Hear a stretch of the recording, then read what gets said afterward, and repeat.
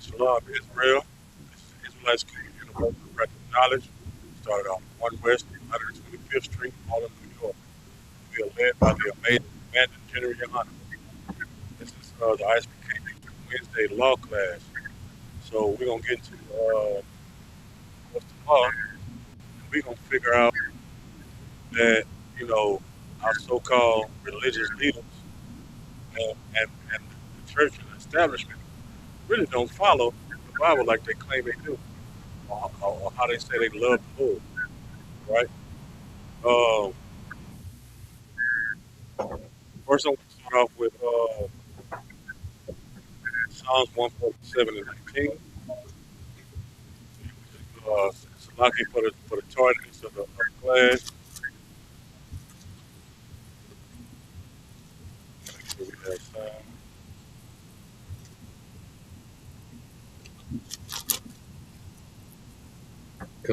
Khan. This is the book of Psalms 147 and verse 19. He showeth his word unto Jacob, his statutes and his judgments unto Israel. Okay, he showed his word to who? To Jacob. To Jacob. And so, as everybody, the Lord's favorite people, the Lord's chosen people is Jacob. Which his name was changed to Israel. All right. So when his words uh, that he told to Jacob, you know what I'm saying? Like he dealt with this group of people. All right. Read that again. He showeth his word unto Jacob, his statutes and his judgments unto Israel. So his statutes and his judgments he showed to Israel. Nobody else. All right. So when you understand about uh when Christ led his people out to the wilderness through Moses, everybody that's seen that movie with Charleston Heston, you know, the Edomite that played Moses, and he let my people go. They made an epic scene about it. All right, those were actually blacks, Hispanics, and Native Indians, the children of Israel, according to the Bible, man. And the Lord showed his word, his judgments to those people. Keep going. Verse 20. He have not dealt so with any nation. He dealt so with any nation at all.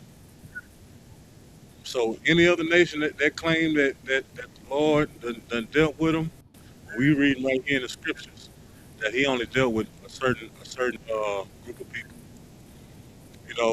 Christians like to say that God loves everybody and the Bible is for everybody and God is for everybody. Well, God Himself is saying that He showed His law, statutes, and commandments to only one group of one group of people. All right, keep going. And as they have not known them, praise ye Yahweh. And as for His judgments, they haven't known them. So these other nations don't know the punishments, or they don't have to deal with the punishments that the Lord will put on Israel because of not following the words and the statutes and the judgments that He gave Israel. All right. So again, Christians like to say, well, you read in the Old Testament, when Jesus came, all we live upon is grace. We don't have to worry about that no more. God is all loving. God is all this. God is all that. He's merciful. He's this. And true, He is. But when he punished those people, when He punished us, I should say Salakia. In the Old Testament, it's the same way today. But Christ is our mediator to where we don't get destroyed like we did, back then. Give me Malachi 3:6. Hey, Salaki, sir, real quick, if I may. It's heavy what you're bringing out because I remember being in the Christian church as a child, and the pastor used to tell us to pray for peace in Israel. And then, now growing Right. up, being a grown man and being in this truth, I understand that the reason that church was so successful is because he had taken a bag from Israel, you know? And then when you read the curses and Deuteronomy, it's so plain that these people out here are not the people from the book. Right. And they say pray for peace, but then the New Testament they also love. You know, uh, Christ say he didn't come down here to send peace. He come down here with a sword. He come down here to put uh uh just paraphrasing enmity between uh the father and the son, the mother and the daughter. All right. So don't think that when Christ come back that it's gonna be all gummy bears and cotton candy and hugs and kisses and everything. Nah, it's wartime when he come back. The scripture said that his vision is gonna be dipped in blood. All right. So You said Malachi and the what, sir? same way with 3 and 6. Oh, so like, So the same way that that we had to follow the law, statutes, and commandments back then, it's the same way today. All right. So like we can drop that Malachi 3 and 6. I'm gonna just go straight to the point. We probably do two subjects that today. So let me get where is it? Exodus.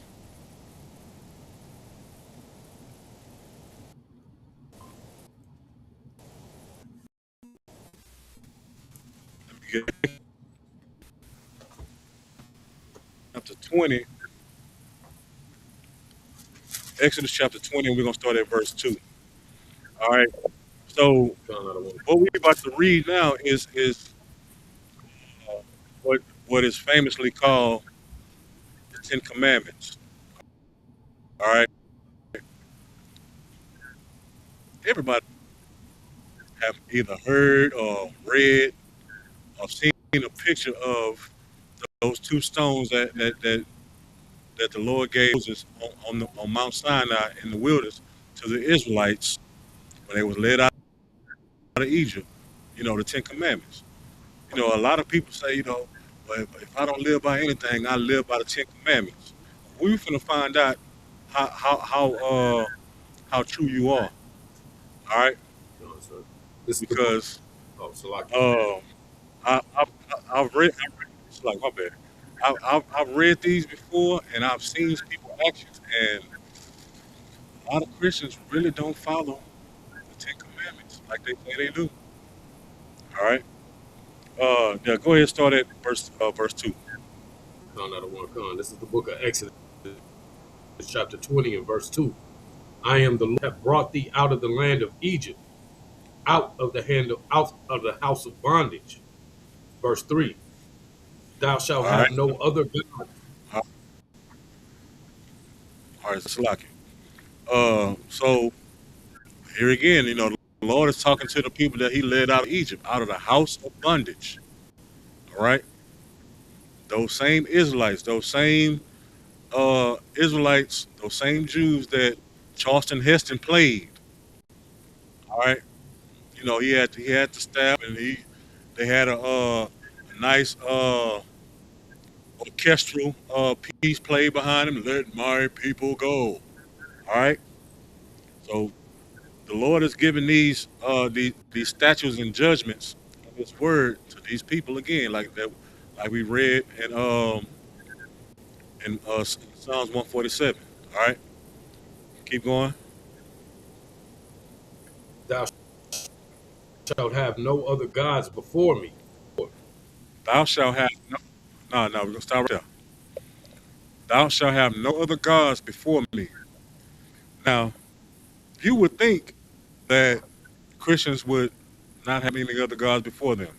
But what do Christians celebrate around December? What do they celebrate? Christmas. They celebrate Christmas. That's one. Actually, Christmas is about several different deities that they celebrate or even worship. We'll get to that in a second. So what is another one that they celebrate that's coming up real soon?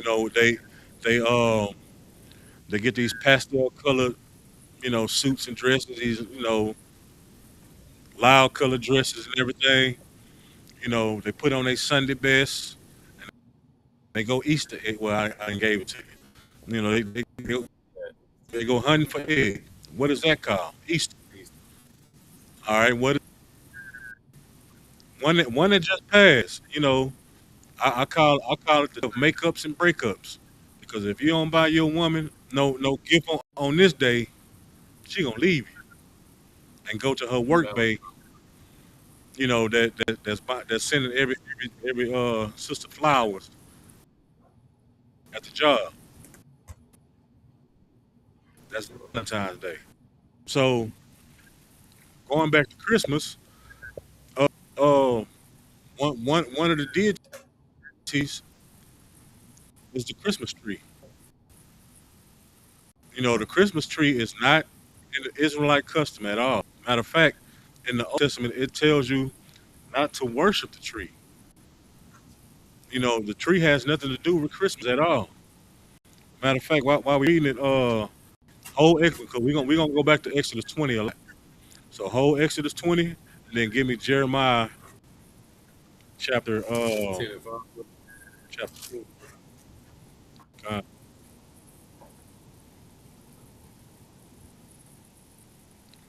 start This is the start at book of Jeremiah, chapter 10. Con, start at Salaki, 3. sir? I couldn't. Con, I don't want con. This is the book of Jeremiah, chapter 10 and verse 3. For the customs of the people are in vain. For one cutteth the tree out of the fork of the hands of the workmen with the axe. All right, so people Verse hold on. So people, now, they used to go out and cut down a pine tree or whatever the tree is called, and they'll bring it into their house. These days, you can just go to a tree nursery, and they already cut, and they'll bring the tree. Now, I mean, you can go to Walmart and get an artificial tree and just boom, boom, boom, set it up. You good. All right. So this is back in the Old Testament. All right, keep going. verse 4. They deck it with silver and with gold. They fasten it with nails and with hammers, that it move not. All right. So what do we do with the Christmas tree? Deck the halls with boughs of holly, wherever they go. La la la la la. They put silver, the little silver little strings and gold. They put the ornaments on it. They deck it with silver and gold. And they hammer it to the ground. Back then, they had the tree to the little post so it won't lean or fall over. See, like I say now, you can go to Walmart and they stand, and he got his own stand, so it won't move. All right. So they deck it with silver and gold, and keep going. Verse 5. They are upright as a palm, speak not. They must needs be born, because they cannot go. Be not afraid of them, for they cannot do either, neither also is it in them to do good. Right. So these trees that you putting in your house can't do nothing for you. And where this tree comes from, it comes from a pagan custom. You know, this tree represents um, this tree represents what they call Nimrod. Nimrod was a ruler on the earth at a time, and when he died, his mother slash, because he slept with his mother and made her his wife, and in order for her to pretty much keep her position, she told the people that if you don't give gifts and shower gifts to Nimrod, who's in this tree now, he's gonna come back and hunt you and kill you. So that's where the Christmas tree come from. You know the wreath and it's a whole bunch of different deities that people celebrate uh, on Christmas. It's not just what they call the birth of Christ. Hold on, Salaki.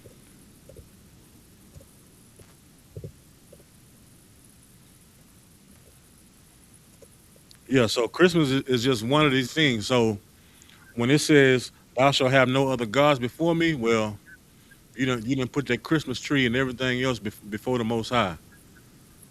You know, Easter is not in the Bible.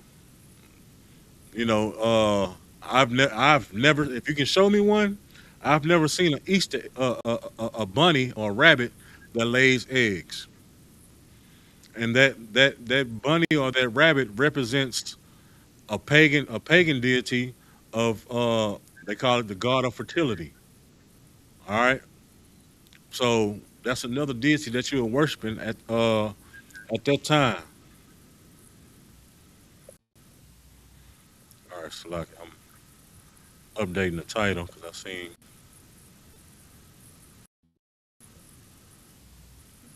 All right, we 12 now. All right, now go back to Exodus chapter 20. God on one come. Start at verse 4, sir. You can read 3 again. God on one come. This is the book of Exodus, chapter 20, and verse 3. Other gods before me. Thou shalt have no other gods before me. This is the Most High talking. So you already in violation with having other gods. And some people, some people, God is money. Some people worship Buddha. Some Israelites worship whatever else. And you got to be careful with doing yoga because that's like a Hindu thing. And when you out there going to these clubs and you smoking, that's not an Israelite custom. That's a Hindu custom. Just think about it. You at a club with a hookah sitting at your table, and it's 15 or 20 people sucking same little piece and smoking whatever, if it's tobacco or whatever the case may be. All right, that's not, that is a Hindu custom. Smoking on hookahs, we don't even supposed to smoke as Israelites. All right, keep going. Verse 4. Verse 4. Thou shalt not make unto thee any graven image or any likeness of anything that is in heaven above or that is in the earth beneath, in the water under the earth. All right, thou shalt not make unto thee any graven image. Now, I'm quite sure most blacks, Hispanics have walked into a church. As soon as you walk into the church, and you look at the pastor and look behind the pastor. What's back there? Cross. Anybody know? Big old 20-foot cross. What most rappers have around their neck as far as jewelry? What sisters have the cross? That's a graven image. When sisters with these earrings, these little dangly earrings, they have crosses. They even put crosses into the garments, to their clothes. Like it's a clothing brand now. Like their clothing brand, their logo is a cross. You know what I'm saying? That is a great graven image. Why? Because when people think of that cross, they think about Jesus. They think cross is a representation of Christ. You ever watch one of those? You ever watch one of those like horror movies or one of those Exorcist movies What do the priest walk into the room with in his hand? He walking there with a cross in his hand. Oh, you demon. And then the demon just be sitting there laughing at him. You fool. That doesn't hurt me. All right? That is an image of the Christian church. Now, what do our brothers that are Muslims, what do they worship, or what kind of image do they have? That Stone. cobblestone. That's right, a stone. Uh, you know, some of our brothers and sisters that are married, they done married more about so-called Asians. They probably got a fat Buddha man in their house. When you go to those Chinese restaurants and you think it's all fun, fun and games, and you rub the belly of that Buddha, or you put coins on it. Guess what you're doing? You worshiping that God. So it says, "Thou shalt not make unto thee any graven image or any likeness of anything that is in heaven above, or that is in the earth beneath, or that is in the water beneath." So what they're saying, I mean, also with these, they say that these zodiac signs. A lot of people, you know, pay attention to these zodiac signs. A lot of people got their zodiac sign tattooed on them. People got two big old fish tattooed on their back for Pisces. They got stuff on their wrists. Cancer, Taurus, all this stuff.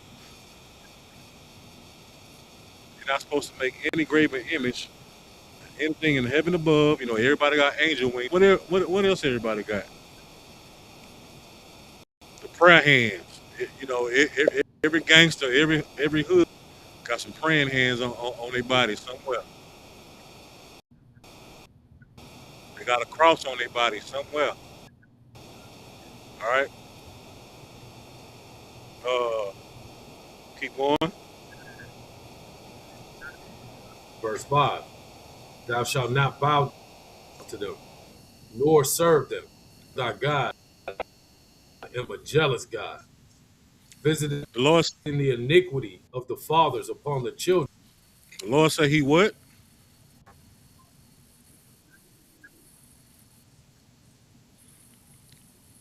He's a jealous God.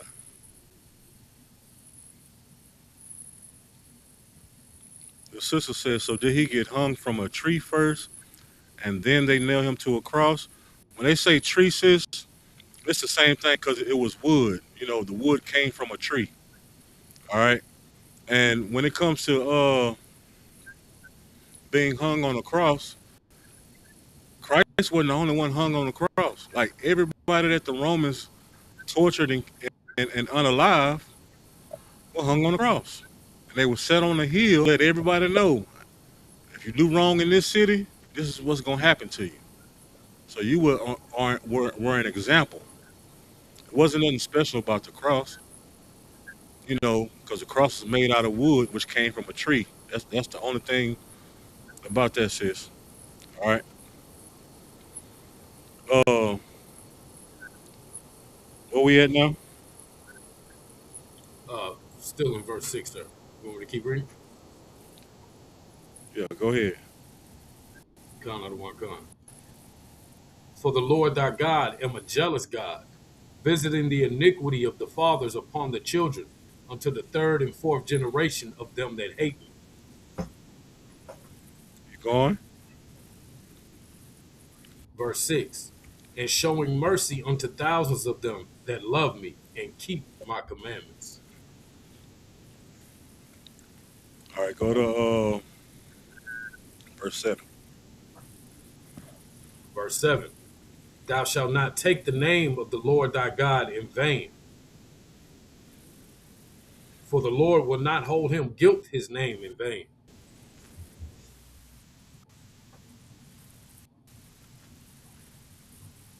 All right, so the Lord thy God in vain.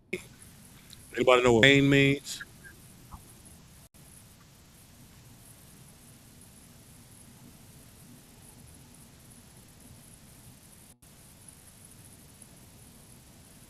So, like you said, does it mean like for nothing, like to nothing? Yeah, for nothing. Right. So people used to say, "Don't use the Lord's name in vain." When you say "goddamn," that's not it.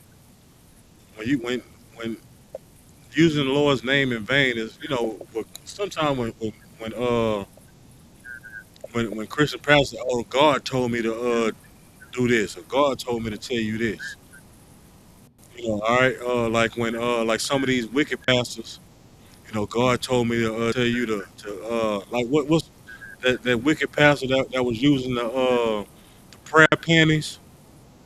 Like he would have women go to his office and put on some special type of panties, and he'll pray over them. Of course, it's, you know what I'm saying, like doing things against the will of the Lord. Christian pastors like this. This is mainly for Christian pastors because they are the leader of the flock, and when you mislead the flock, you know what I'm saying, like you're using the Lord's name in vain. All right, it just said playing with His name. That's right, playing with His name. All right. Uh, keep going. Verse 8. Remember the Sabbath day to keep it holy. Now, remember the Sabbath Verse 9. day and keep it holy. You know, our oppressors have bamboozled us so much to where we think Sunday is a high holy day or a Sabbath. All right. The Christian church, like the streets are filled with cars on Sunday. Even though it's a weekend and nobody at work, but everybody at church. Like try to drive somewhere in the morning time. Like everybody going to church because the Christian church is operating on Sunday. You know, Constantine, which was a Roman emperor or pope or whatever he was. He the one that changed the Sabbath day from Saturday to Sunday to keep you out of compliance of the basic Ten Commandments. All right, the Sabbath day is from Friday sundown to Saturday sundown. That's how it's always been. Now, when he took power, he changed the day one day over to keep you out of compliance. So when we go back, I think that's three commandments that Christians don't follow. Celebrate Christmas. You do all of other type of things. You got a diamond, a blinged out cross. You do all type of things. Now, church on Sunday, which is not the Sabbath, so you're not observing the Sabbath. All right, keep going. Verse 9. 6 days shalt thou labor and do all thy work. But the seventh day is the Sabbath of the Lord thy God.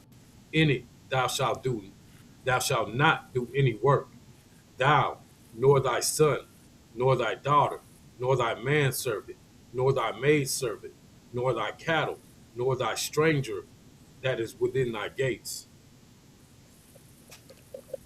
All right, so 6 days, thou shalt 6 days shalt thou labor and do all thy work. But the seventh day is the Sabbath day, the Lord of the Lord thy God. In Spanish, Saturday is sábado, which means Sabbath. That ought to give you a clear indication that the Sabbath day is Saturday. All right. Sis asks, so the first day of the week is Sunday. Correct. And what you're doing on Sunday when you go to church, of course, with the Greek interpretation of the calendar, you're worshiping the sun god, Sunday. All right.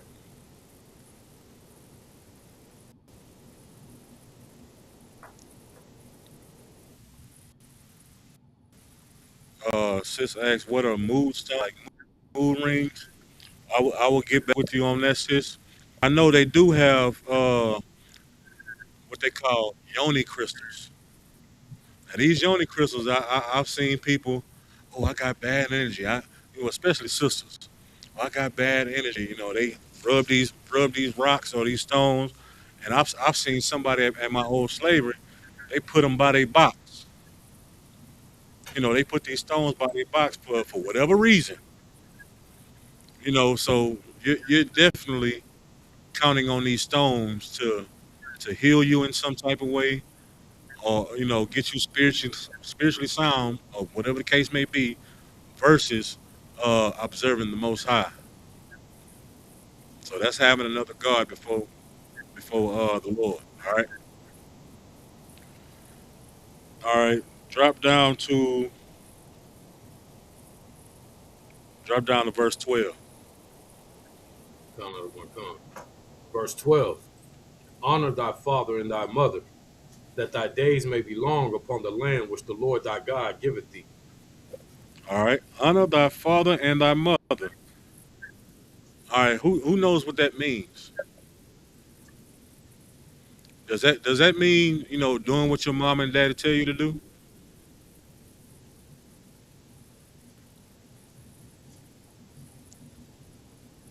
What if your mom and daddy was wicked?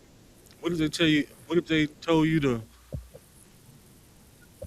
eat pork, crab, shrimp, and lobster? What if they told you to be a murderer? What if they told Slakia, unaliver? What if your family, were wicked altogether? All right. Sister said respect, obeying to an extent, yes. But honoring your mother and father means, pretty much taking care of them just how they took care of you when you was a baby. They clothed you, they fed you, they changed your diaper. They protected you, they ensured your safety. So when your mother and father, when they get on, it's gonna come a time when your mother and your father is gonna be not able to do things on their own.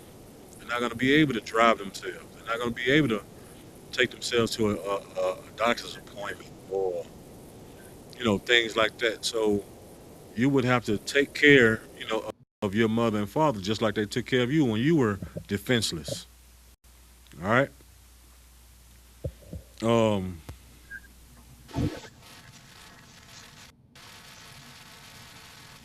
so honor thy mother and father, that thy days may be long upon the land that God given thee. So you honor your mother and father. You gonna live a long time. Then when you have kids, your kids will take care of you.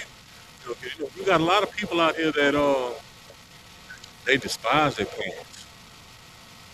Maybe because they disciplined them too harshly when they were younger. They abandoned them, especially like with men. Like a lot of men don't care for their fathers because either they weren't in their life, either the man chose not to be in their life, or the mother gave this false story about their father. So they don't care for them. So if something happened to them, they don't care. A lot of rappers, they make they lyrics off this. My daddy wasn't in my life, so that's why I'm a gangster. Blah blah blah blah blah. All right. Some mothers don't know how to be mothers because their mother wasn't a mother. All right. You know, Now we having, well, we've been having babies, but now it's at an all-time high now. You 11, 12, 13 years old, and you a mother. All right. Go to verse 13. Verse 13. Thou shalt not kill. Thou shalt not kill. Verse 2. Now, thou shalt not kill. I want to give this to Christians that they don't kill, but I can't. And the translation of thou shalt not kill in the original text it means thou. So Christians, you know, God loves everybody. All people are God's children, including our oppressor, the white man.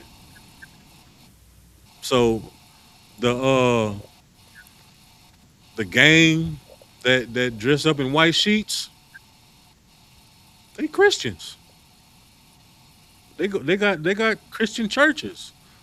They're Christians. And guess what they did in their time and still doing it today? They unalived. So you can't give them that one. Of course, some people don't have no problem with not unaliving, but as a whole, since we're talking about Christianity, unalivers. But my grandpa ain't never unalive nobody in his life. Blah blah this and blah. But some people, you don't have to. Sometimes you don't have to physically unalive somebody. You could have been messy. You could have said something to somebody that made them mad, and they went and killed somebody else. All right. Women had got that bad. Yeah, he touched me on my butt. Your big brother ain't having it, so he go ride and he down the whole street. The lady that lied on Intel, she was a Christian. She was a Christian. Got that man mutilated, and I'm talking about mutilated beyond recognition. And then on her deathbed, what, 40, 50 years later, what she say? Oop, I lied. He didn't do that to me. So, and she was a Christian, and she lied. She used her tongue to lie on somebody, and they ended up being unalived. Thou shalt not kill. It doesn't mean you can't defend yourself. All right. I mean, if you or your family members or your babies, if they in danger, then by all means, you have the right to defend yourself.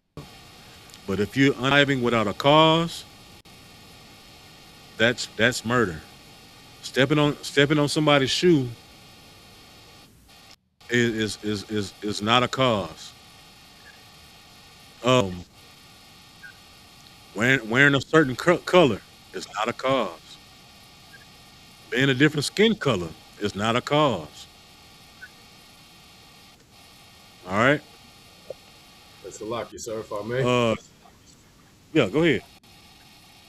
Uh, it's crazy to me, how they pitted us against each other, right? So let's say you never even committed murder, but you got hatred in your Right. heart towards your brother, you already a murderer. I got that precept right here. That's 1 John 3:15.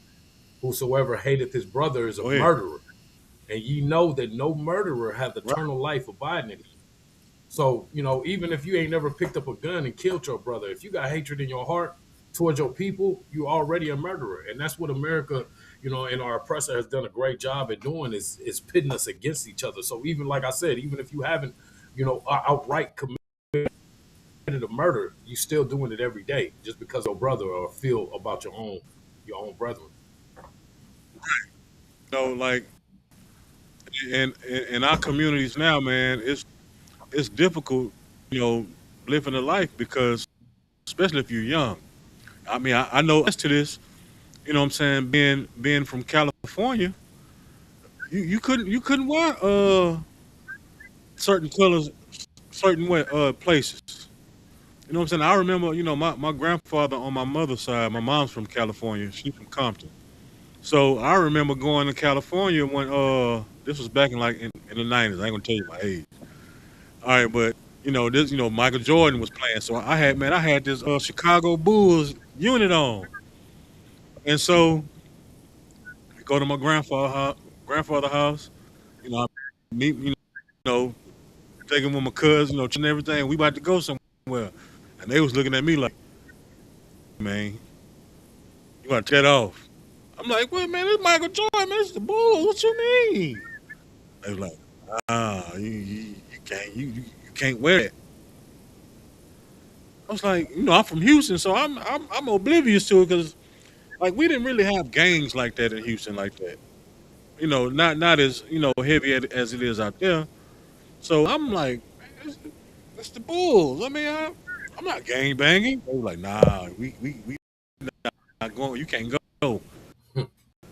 And I'm like, oh, that's messed up. So I had to end up changing just to go, hang with my Chicago, right? Like you can't go on a different street from 63rd or you're not from 69th. Like, you can't go down that street because our oppressors have put so much of a stumbling block in our way to where we don't even recognize that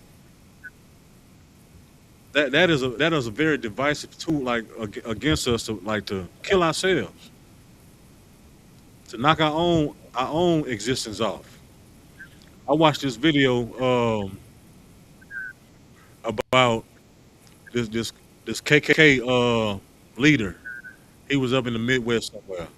And he said, "Man, we don't have to kill black people no more. All we got to do is load up our trucks and dump a bunch of guns and drugs in the middle of the street, and they gonna do what they say." Man, he kind of do it himself. He kind of chuckled and laughed. Like, man, that's crazy. All right, go to verse 14. Con, con.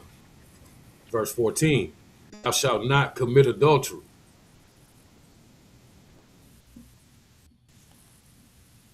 Thou shalt not commit adultery. Now, anybody that's in the chat, tell me what it is.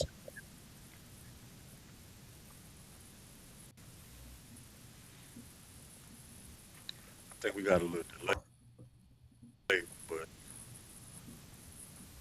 Uh, for time's sake, I'll just go ahead and answer it. Adultery is unlawful sex. Adultery is for women sleeping with somebody that's not your husband, and for men it's sleeping with somebody else's wife. Matter of fact, whole Exodus 20, and I'm gonna get that for you.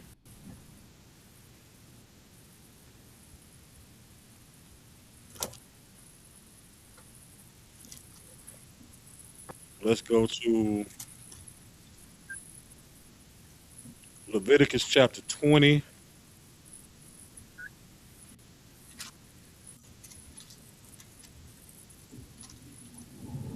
We're gonna start at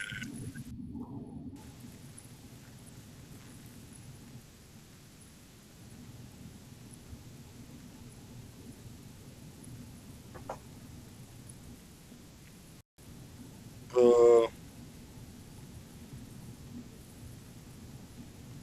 let's start at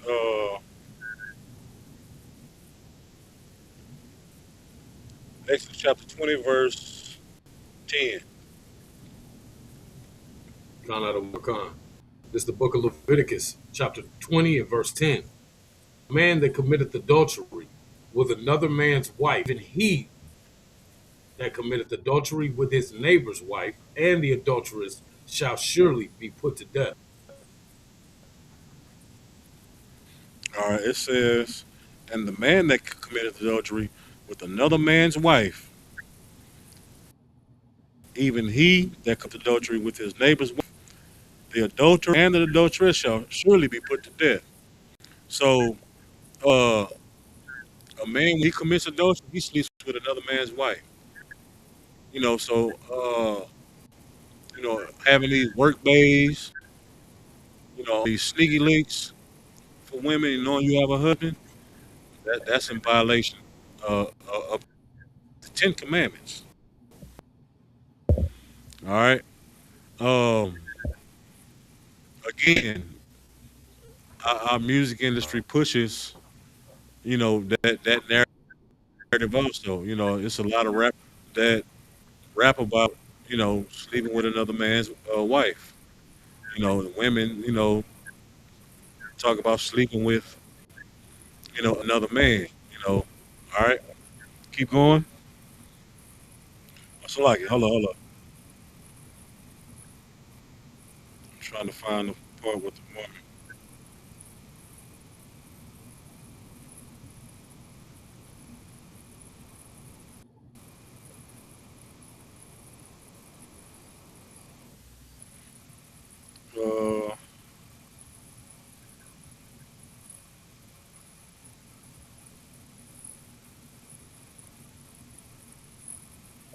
I know where it is. Like,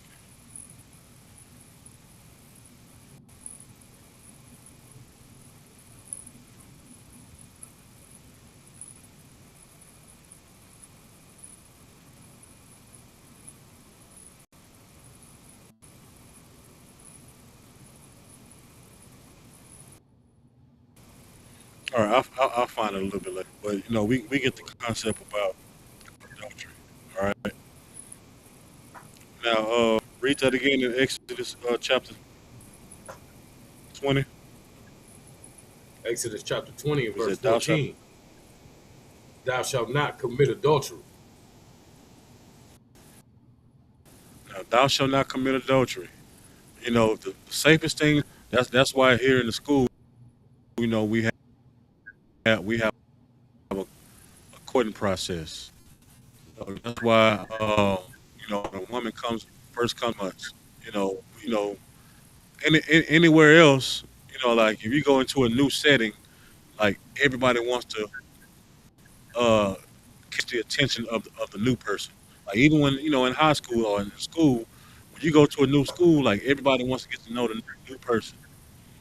All right, so you have to get like here in the school, what I'm saying, like brothers just don't go rush to a sister and try to talk to her or try to sleep with her because you got to first of all you got to get us time to shed himself from the world. You got to get that person time to really decompress themselves and detox their spirit. You know what I'm saying? Before you even try to, you know, marry a person in that capacity. All right. So thou shalt not commit adultery. You know, men shouldn't sleep with another man's wife. A woman shouldn't sleep with someone that's not her husband. And with that being said, according to the Bible, according to the Lord, sex is marriage. So when you think about it like that, sisters, you have a really tight window. So you can't be out here just being promiscuous or if you're dating somebody, you gotta sleep with every man. No, that's the whole thing of like even back then, like they like in the early days, like people used to court. You want to find out if you really deal with this person for the rest of your life.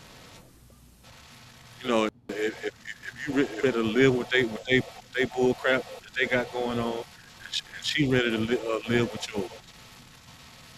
You know, so you gotta be, and that's running rampant in the church. I've seen videos where I seen this one video, man. It was a dude up there preaching. Dude walked in the church, stole off on somebody. Boom, boom, rumbling in the church. All right, sister stand up. But you slept with, well, of course, you slept with my man, you slept with my husband, and blah blah blah blah blah. All right, well, it's two things in the world, what I'm saying, that I was taught, even back then. Don't play with a man, his money or his woman. Both of them will get you either beat up or killed. All right, so definitely with men, do Do not sleep with another man's wife. I don't care if their relationship is a train.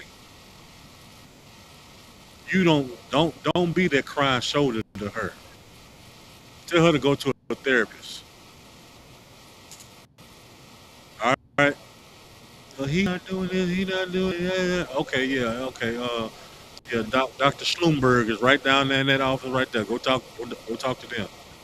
I'm not gonna be your shoulder to cry. All right, because you know, like even like it happens like that, like especially at work. You got this one brother, you know, man. He's charismatic. You know what I'm saying? You know, they quote unquote ladies man. So he talks to all the women at work. And one day, you know, one morning you get to fight with your boyfriend, husband, whatever you want to call it. And you go to work and he, "Oh, why you slamming the papers down? What's wrong with you, girl? He playing with you. What's wrong with you? Oh my man, he tripping today. Oh yeah, he tripping. No, he get that he get that look at it. Oh, he tripping. What happened, girl? What happened? Oh, he did. She like me, I wouldn't do that. This is what I would do. I would take care. I would woo woo woo woo woo woo. Let's go to lunch. I got lunch today. Let's go to lunch. And then so many days is going to lunch and conversating. You done told him all your business, so now he knows how to. You done let your guard down. And then that next company party, or even don't even have to be a party. No, he in your DMs. He got your number. Now you sneaking around. Now you telling your husband, oh, I got overtime. We got a project due at work. Oh, I'm going to my girlfriend's house, but you going to Troy house. All right. Keep going. Verse 15, thou shalt not steal. Verse Thou 16, shalt not steal. Thou shalt not steal. Now, do you think ain't no stealing going to Christian church? I believe so. They take your money every Sunday. I was in the world. I was going to this church. You know, he he said he preached the prosperity doctrine. So, which means you know when you sow your seeds, you know the God, God, you know, open the windows and all stuff. And I remember one day like if you got we going on a mission to Africa. You know, every pastor want to go on a mission to Africa, out of the country somewhere on your dime. So I need everybody with $100 bill to stand in this line over here. Everybody with a $50 bill stand in this line over here. Everybody with a $20 bill stand in this line right here. Everybody with a $10 bill stand in the line right here. Everybody with a $5 bill stand in this line right here. If you're not standing in one of these lines, the Lord ain't gonna bless you. Really? That's crazy. Stealing all your money, bamboozling you. Uh, your boy, Ruffalo Dollar. That was one of his main things, collecting that money. I need new jet fuel. I gotta go spread the word, the gospel over here and over there. And then he get on there and Salakis. go ahead. You know, it's something that really gets to me is when you in a Christian church, you know, you in that delusion, so you can't see it.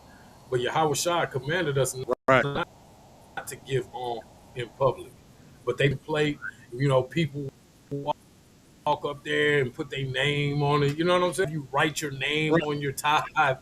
You know that yeah, goes directly against Matthew 6:2. right. And, and Grandma, she giving her whole Social Security check away to pastor. So She giving John, it away. pastors the biggest thieves. And what was your boy? Yeah, your boy.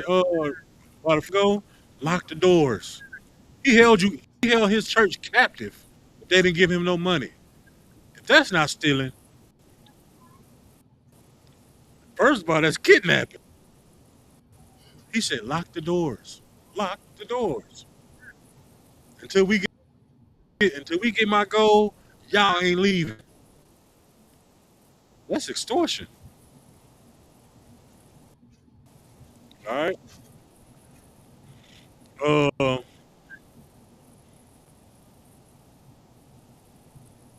keep going. Lock it. Verse 16.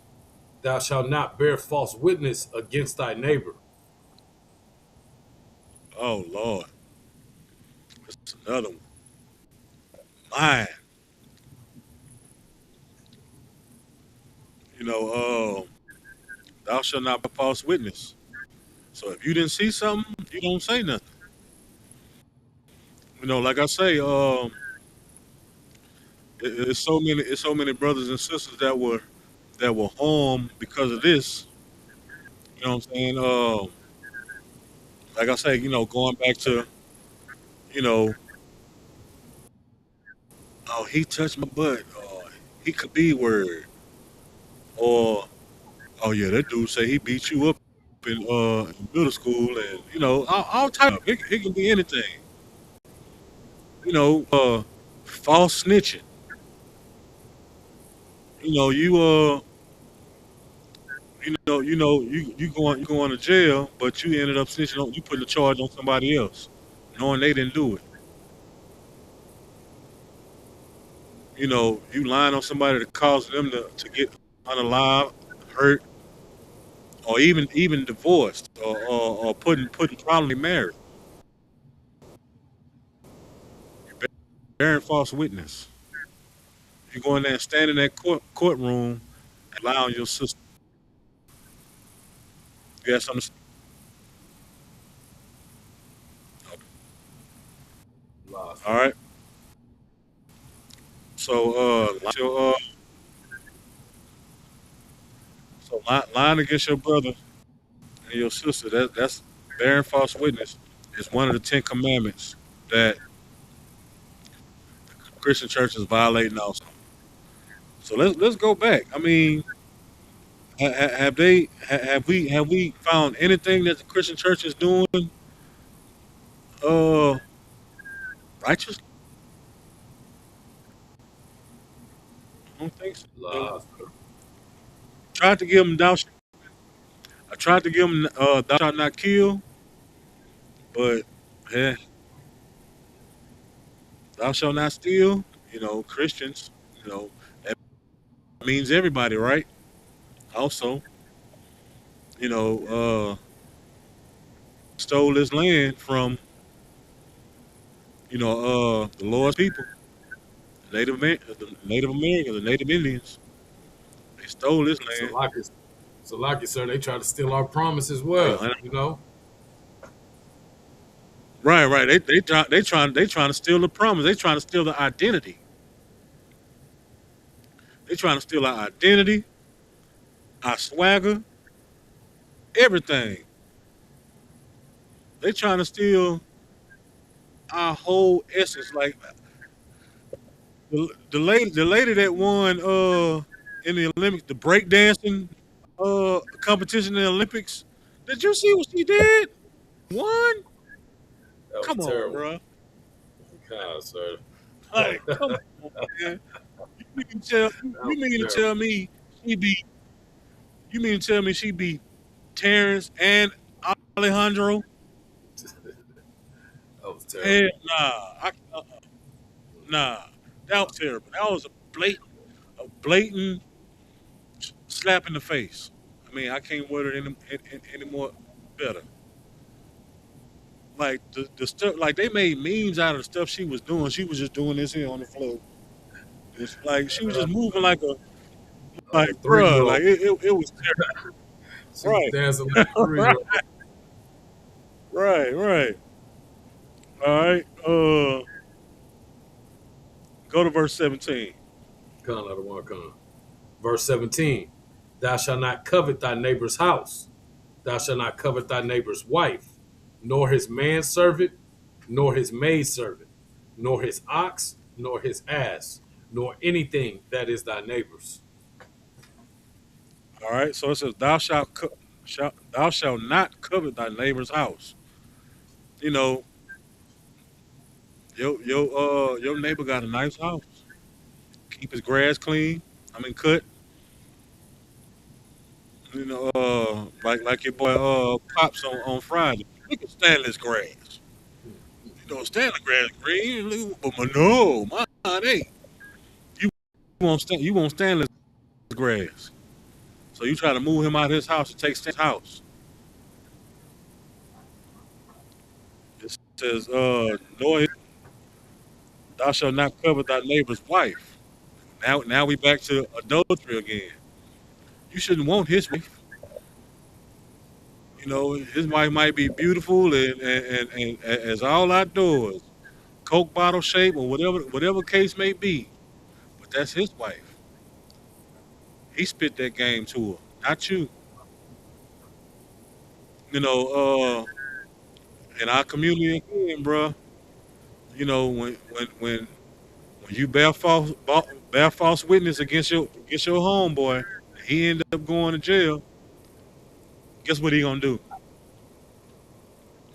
Hey Kiki, man, your boy locked up, man. I'm look out for you, but man, he ain't getting out no time soon. But so you gonna need a man to take care of you. You know what I'm saying? Your boy locked up. Now you sleeping with his wife or his girlfriend or baby mama, whatever you want to call him. That's grimy. You coveting that man's family, his house. Because every time you went to his house, you know she cooked for him. You know she kept the house clean. You know she was mild mannered, like she ain't talk back, and you wanted that. You wanted it so bad to where you sabotage his livelihood. All right.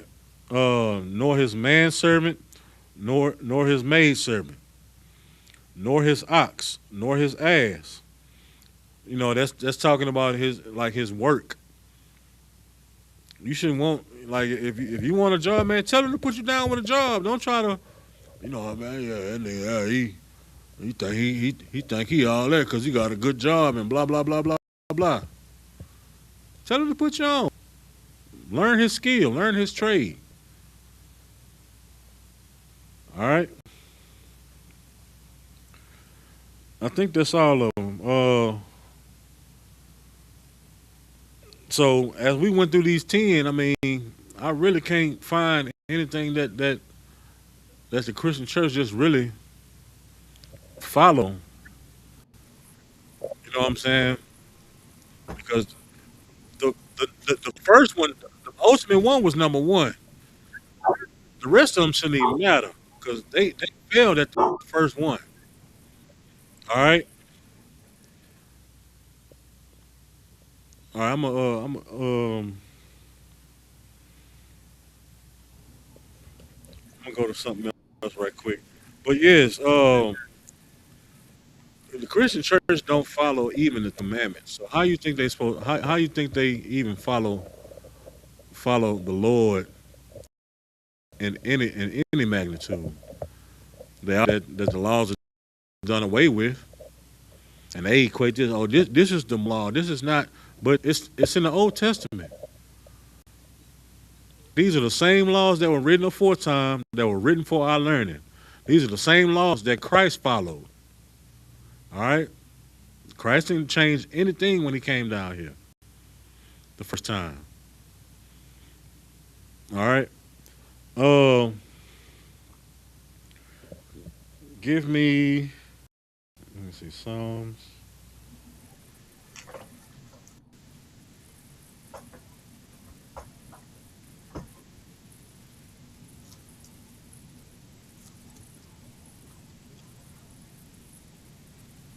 All right. So with that being said, you have to instill this into your children. You know what I'm saying? Like once you come into this truth, you know what I'm saying. You start over fresh, and while your children are young, like you have to instill in them the right values for them to become mighty mighty men and excellent sisters, princesses. All right. Uh, Psalms 127. Hold on, let me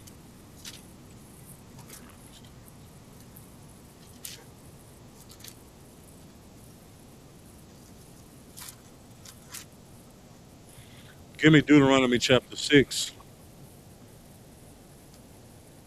and verse 7. Come on, come. All right. We're gonna talk about how to righteously raise your children. This is the book of Deuteronomy, chapter 6, verse 7. And thou shalt teach them diligently unto thy children, and shalt talk of them when thou sittest in thine house, and when thou walkest by the way, and when thou liest down, and when thou risest up. All right. So it says, well, verse 6 is, and these words which I command thee this day shall be in thine heart. Verse 7 it says, and thou shalt teach them diligently. Anybody know what diligently means? All right, diligently means like with great enthusiasm. Like how some people like they diligently want to learn crypto, uh they diligently line dance may be. You know, you teach your children diligently. Like so when they say and so talk to them about sitters in the house. When y'all just sitting around in the house, you talk to your children, you teach your children, you teach them about the Bible, you teach them about the Lord. You know, you start introducing like the religious text. So, you know, when they go to school, they go to school for 8 hours. It's a lot of influence that goes on in the school that comes from teachers and other peers. And then they try to bring that home. When they bring that home, you wonder why they behaving like this. Is because they done got 8 full hours or 9 full hours of negativity or something that's against the Most High. So when they sitting in the house, you talking to them. You asking them about their day for one, like how was school today? What happened today? You know, your friends, and what you talk about with your friends today? You know, and of course, you know, children they like to talk. Oh yeah, man, Billy, we did this and did that. You know, he pulled down his pants and blah blah. No, see, stop hanging with Billy. Billy pulling down his pants and everything. Then next thing you know, you and him gonna be in the office. And he gonna blame everything on you.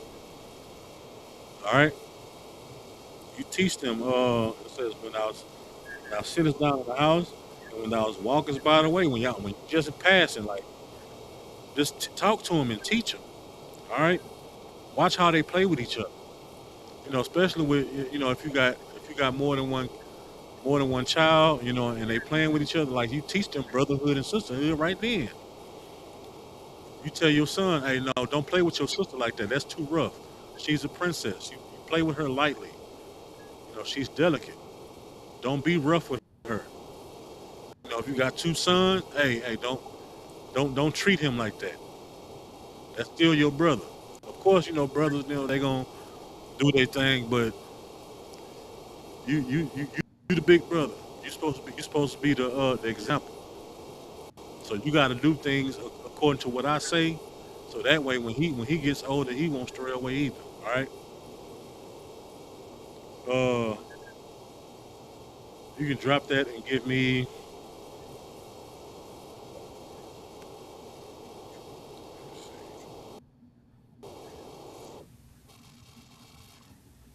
If you got to say, I can anytime. Just let me know. Give me Proverbs. Give me Proverbs 22:6. We're not gonna be long on this subject.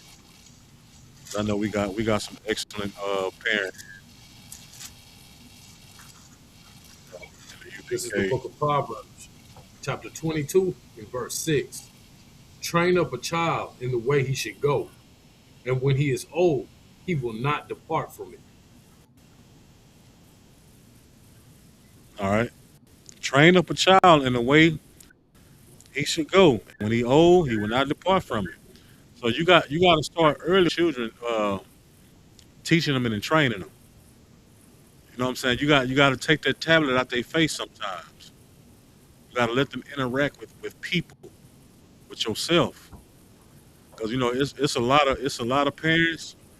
You know what I'm saying? Like it start off as a baby, and when that baby gets to crying, and you what you do? You stick a pacifier in their mouth just to shut them up, so so your headache won't be bigger. When they get older, ah, ah, ah, ah, ah, you stick that phone or that tablet in their face, and that raise them up. Then when they get older, they get to destroying stuff in the house. Now you buy them that PlayStation or something just to shut them up and get them out your face. And the older you get, the pacifier changes. Mm. Come that PlayStation to that bike or that cycle to that car to whatever else, and then after a while, you know, that and it end up like how rich silver spoon Edomites are. They got all the best toys, they got all the best material things, but they don't know how to interact. I remember it was this a little bit. Go ahead. Oh no, I'm in after sir. All right, no sweat. Uh, it was a this is about a few years ago. It was this rich, wealthy Edomite that committed a crime. I think he unalived somebody. The judge said that he didn't know any better because, of course, he was acquitted of all the charges because he had money. But he didn't know any better. He didn't know right from wrong. And this was a probably a 11, 12-year old child, maybe 14, that didn't know right from wrong. But they expected Trayvon Martin to know right from wrong, and he was unalive. All right, all right, go ahead. What you were saying is deep because if you really stop to think about it, it's like because broken and destroyed. You know what I'm saying? From a youth up, because we didn't get that love, I guess, from our mother and father. Like you say, they would just cram stuff in our face to keep us occupied. We grow up and we try to Right, fill that gap with all these different material things, women, drugs. You know what I'm saying? We instantly, right. and it's never gonna work. Right. You know what I'm saying? Like that's why this Proverbs 22:6 is very important. We gotta train our child up so when they grow up, you know what I'm saying, they won't depart from your teachings. All right, they'll know right from wrong. They'll have the wisdom to won't even be in a position to where they in a courtroom trying to defend themselves on whether or not they was right or wrong. All right, uh, read that one more time. Con out of one con. Verse 6: Train up a child in the way he should go, and when he is old, he will not depart from it. Right. So when he get old, he won't depart from it. Oh, I remember my dad told me this. I remember when my mom told me that. Because like with boys, sometimes, what I'm saying, that's why it's very very vital for us to start early. As males, sometimes we got to bump our heads. What I'm saying. Sometimes we might have seen. I mean, we might have been told what to do and what not to do. But then my daddy told me don't touch that stove, but I want to see if it's hot or not. Sometimes we gonna have to bump our heads, and when we touch that stove and see if it's hot, okay, oh yeah, daddy did tell me that stove was hot and I shouldn't have touched it, but I touched it and I seen the consequences. So now he done trained himself in the way. Well, let me start listening to daddy because daddy knows, mama knows, right? And as a child, you teaching the correcting. So when he get old, he gonna have the wisdom like, okay, well, I have the discernment not to even do that, not to hang with this crowd. not to deal drugs, or not to do this, and not to do that, not to sleep with women and put them away, or not to do, all type of things. You know what I'm saying? All right, and not to succumb to peer pressure. You know what I'm saying? I was fortunate enough, like, I hung out with some people. You know what I'm saying? And fortunately, I wasn't I call them like a monkey see, monkey do type person. You know what I'm saying? Like when somebody doing something, I want to do it just to be cool. Now I wouldn't like that. But if I did do something, if I did do it because they were doing it, that's because I wanted to do it. But it wasn't because, oh man, come on, man, let's do it. Oh man, you can't get scared. I was like that. I was fortunate enough to be, you know, headstrong like that a little bit. All right. Drop that and give me Deuteronomy chapter 6, verse 1. This is the book of Deuteronomy, chapter 6, and verse 1. Now these are the commandments, the statutes, and the judgments which the Lord your God commanded to teach you, that you might do them in the land whither you go to. Go ahead. Verse 2, that you mightest fear the Lord thy God, to keep all his statutes and his commandments, which I command thee, thy son's sons, all the days of thy life, and that thy days may be prolonged. All right. It says, Slack, read that one more time. I just got there. Con of the one con. This is the book of Deuteronomy, chapter 6, and verse 2. That thou mightest fear the Lord thy God, to keep all his statutes and his commandments, which I command thee, thy son, and thy son's son, all the days of thy life, that thy days may be prolonged. All right. So it says in verse 1, uh, that ye might do them in the land where the go to possess it. All right.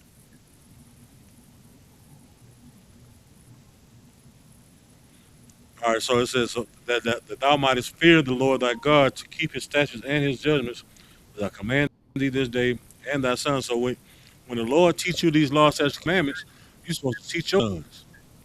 And when you teach your sons gonna teach their sons, and your son's gonna teach their sons.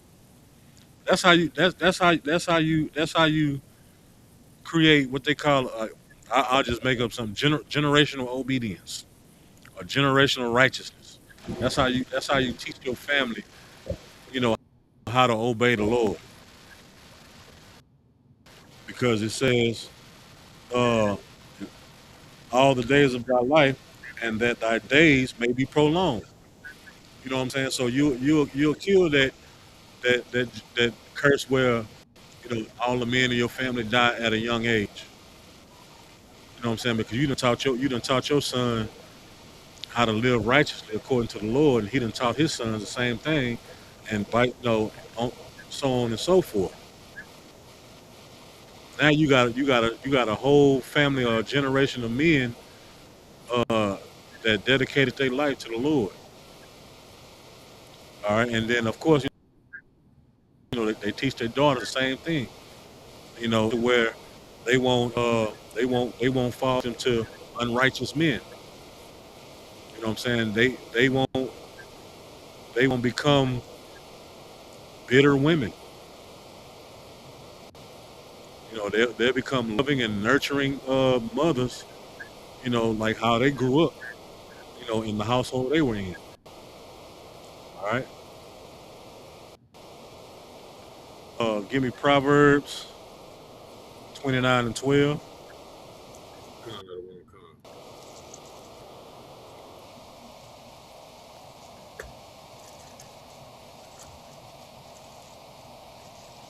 This is the book of Proverbs, chapter 29, and verse 12.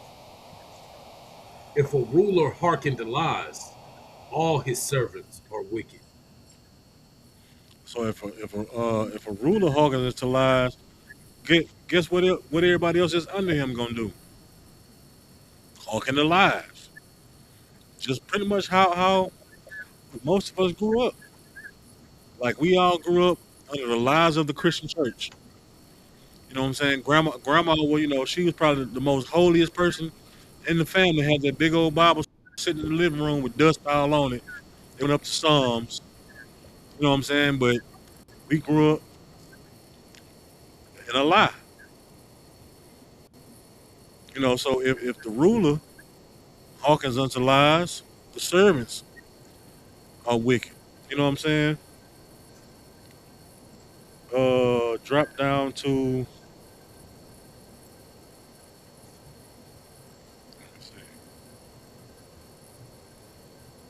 drop down to 15. Don't let it work on. Verse 15. The rod and reproof give wisdom, but a child left to himself bringeth his mother to shame. All right, now this goes to correction. It says the rod and reproof give wisdom. Like you told your son not to touch that stove. Man, that was some reproof right there. He knows not to touch that stove. Sometimes, you know what I'm saying, it might come down to a little spanking or something like that. All right, or most kids you can talk to them and they'll obey and they'll listen. But sometimes you probably got a little knucklehead on your hands that really need to learn. All right, but it says the rod and reproof give wisdom. You know, so when you give wisdom on that first instant, they should have the wisdom not to ever do it again. All right. Now we're gonna go to 22 and 15. No, no, no, okay. Proverbs The book 22 of, and 15. this is the book of Proverbs, chapter 22, and verse 15. Foolishness is bound in the heart of a child, but the rod of correction shall drive it far from him. Right. So foolishness is bound in a child. A child. I mean, they just having fun. When you tell that they call them the terrible twos. The terrible twos. The 2-year-old they getting into everything. That they walking sturdy now. They tall enough to reach. So now they go to the table and they trying to pull everything off the table, and you tell them, hey, don't pull it off the table. They looking back at you like, I'm about to pull this off. I know what you're telling me, but I'm about to pull this off. You know what I'm saying? And then they laugh at it. You know what I'm saying? They pull everything off the table, break everything. And then you go give them a little pop pop. Now they know that, hey, when I tell you to do something, don't do it. But it's gonna be trial and error all over because they terrible twos. Man, look, that's one of them ages. That's why they call it terrible two. They trial and error on everything. They pushing the gas on everything. All right, but it says, but the rod of correction shall drive it far from them. All right, so that means you still a little discipline on them. And like I say, no, not every child, you know, need a pop pop. Some of them like some brothers, or some sisters, they can just look at their kid like, and then they strike fear in them, and I ain't doing it. My daddy just looked at me like he was about to tap my head. I'm good. But I was one of those children. I need a little rod of correction. You know what I'm saying? I need a little pop or something like that. I need a whooping. You know what I'm saying? Because the older I get, the stronger I get. So the little pop pop didn't hurt no more. So now I had to get a little something, you know, worthwhile. All right. Drop that and give me Proverbs 23 and 13. I'm gonna try to blaze through it so we can get there. This is the book of Proverbs, chapter 23, verse 15. My son, if thine heart be wise, my heart shall rejoice, even mine. Oh, 23 and 13. What I said? I'm Salak. Oh, 20. This is the book of Proverbs, chapter 23 and 13. Withhold not correction from the child. If thou beatest him with the rod, he shall not die. Uh-oh. First it says, withhold not correction from the child. So when your child do something wrong, correct them. Don't just sit there and, oh, that was so cute. You know, uh, it's hard for women to do it sometimes because they're not the natural correctors or the natural disciplinarians, in the family. They supposed to love, nurture, and so on and so forth. So like in single parent homes, like you see parent, like especially now, you see parents trying to be the child's best friend, and that never works because it confuses the child. You loving the child, you doing this with the child, and you just, oh, this my baby, this my baby, this my baby. But then when it's time to, no, no, you shouldn't do that, and blah blah, the child looking at you like, man, you just hugged and kissed me 20 minutes ago. Like, I'm not finna. And so they push the envelope. You love them so much to where you don't want to, you know, spank them or whatever. But like, like mothers, like some mothers now these days, like I see a lot of videos to where like the child is like doing something bad. Like I seen one, you know, little boy, he cussing everybody out. He walking like he walking, and the women they just crazy. Well, look at him. But when man get older, if you can correct that, man gonna, hey, look, man gonna run the house. He gonna run like how he want to run it. All right. But when that father's not in the house, you know what I'm saying, that correction kind of dwindles down. I'm not saying all mothers is like this. There's some mothers out there that do that. All right. I'm just talking about the instruction on how it's supposed to. All right. So it says, hold not correction from the child.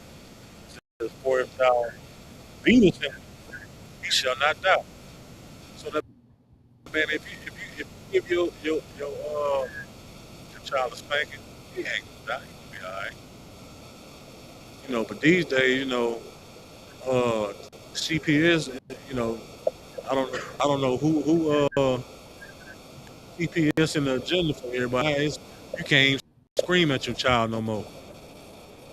So your child can go in Walmart and tear the whole store up, and you can't do nothing about it. At least not publicly, because you going to jail. But then your child never learns because you know we're raised in a society where our oppressors don't discipline their children. So we're coming up on their way of raising children. Just talk to them. Just talk to them. Yeah, that's fine. You can talk to them. Like I say, some children they listen and they correct themselves. But some of us, just like how the Most High say, the tribe of Judah is, we are a stiff-necked people. So it's gonna take some correction, and some correction, and more correction. All right, Salaki, I got a precept to go with that one you just brought out, sir. go ahead. It's the book of Proverbs, chapter 13 and verse 24. He that spareth his rod Smart. hateth his son, but Mm, he that chasteneth him. But right. Matter of fact, that I had that was actually the next. Well, I had one more precept before that one, but that's actually absolutely right. Let me get that right quick. It says, "He that spareth the rod hateth his son." So if you don't correct your child, you hate your son. If you don't try to get them to change that behavior, you hate your son. You want your son to die. All right. It said, "But he that loveth him chastening him be times. Be times mean uh like before time, like before he even get worse, like early when he to you when in terrible two, he's gonna know some things that I shouldn't do because my coming here weak. But if he doesn't fear it, you don't feel no consequence. Then what is it? I work in the I work with children and like sometimes I have to correct them on certain things on communication and stuff that they like to curse about. I'm like can you please correct your language a little bit because it might be offensive to somebody. They like I'm a living cuss at home, so why do I gotta listen to you? Because there was no correction on how to talk, on how to behave in public or even at home. Because your parents then became your best friend, and you have a say so as a young kid with with two adults or one adult in the house. You know, I want McDonald's, but you got a refrigerator full of food. I mean, refrigerator full of food over there, but then you still bow down to your child and still go to McDonald's just to please them. All right. Um, Proverbs 19.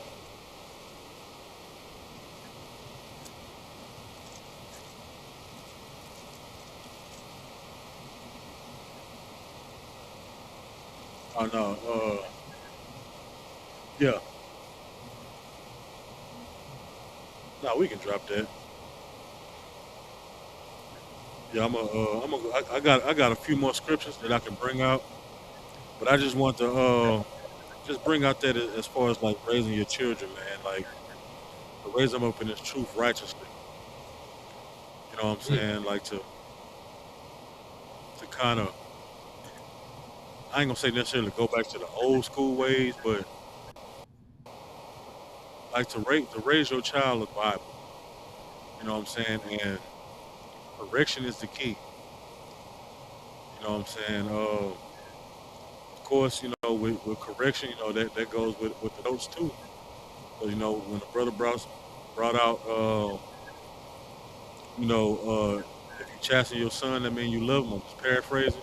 That's the same way with us. You know what I'm saying? The Lord chastens who He loves. That's why we in the predicament that we in now. That's why our apostle still got his foot on our neck because why? We failed to obey God. We can't even get the Ten Commandments right. No, it's 600 something laws. We can't follow all that. We don't really have to. You just gotta listen to what you know what pertains to you, and that's what the Christian church is failing at. Teaching the Bible the correct way. And you got generations on top of generations on top of generations of Israelites that don't know how to serve the Lord correctly. They don't even know that Sunday is the wrong day to observe the Sabbath. They don't even know if the Christmas tree is a pagan deity. Of course, they done heard about not eating pork and stuff like that, but they equate that to being Muslim. But it's right here in King James Bible. All right. Uh, with that, I'm gonna end it right there. Of course, like I said, I got precepts. I like to thank everybody that tuned in. Let me look at the chat. A couple people chimed in. Shout out to Trooper Pathwala for reading for me today. We got young man. Shout out to young man Simeon, Sister Kana. We got Sister CC. from the BMT. I call that Big Mosquito, Texas. I got some big old mosquitoes out there. Miss Taniqua Hill, the water for your questions and engaging also, sis. Sister Dasha Ra, whenever you bring that chicken, I got you. I grill it for you, sis. Who else we got in here? Auntie Coco, shout out to you. Uh, Brother Marcus Jarrell, shout out to you from Big Mosquito, Texas. And who else we got? Oh, Kwadashi Allah, Shalom Lord Christ out. King Denny, or Dennis, Salaki, shout out to you. And Sister RJ, Spring, Texas. I know I hear Officer Gabo telling you to come to class. Man, come on to the school. Uh, yeah, we're gonna be here tomorrow. I might cook tomorrow. But that, pay your attention to the word of the Lord. I.S.U.P.K.com. Um, Passover's coming up. We are about 3 weeks out now. Pay your Passover fees. Uh, it's gonna be at the VH Ranch, man. Y'all just come out and celebrate the Lord's sanctioned holiday. And this is like, if you've been to college before, this is like Israelite homecoming. You know what I'm saying? It's like, they got the rodeo going on right now in Houston. It's bigger than that. It's because it's the Lord's. It's like a big old Israelitish homecoming. We got brothers all over the nation, all over the world, man. From the UK to Jamaica, Caribbean islands. We even got brothers. Like, we got brothers everywhere, man. That's coming out to Passover. So it's gonna be a grand event of the Lord. You know what I'm saying? April, is and then, the day after that, April 5th, is bread. You know what I'm saying? Come learn. You can find all these. You can find all these high holy days in Leviticus chapter 23. All right. With that, uh, shalom. All right.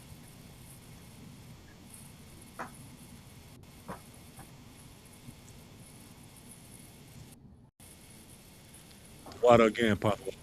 Shalom, Lord Christ.